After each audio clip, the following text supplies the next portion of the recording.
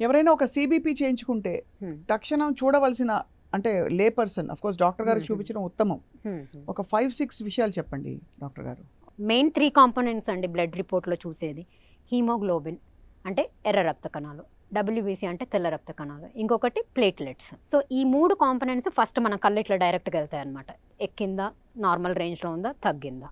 అది కాకుండా నెక్స్ట్ చూడాల్సింది డబ్ల్యూబీసీలోని సబ్ పారామీటర్స్. దాంట్లో మళ్ళీ 5 sub parameters: neutrophils, lymphocytes, monocytes, eosinophils, basophils అని 5 సబ్ పార్ట్స్ ఇస్తారు.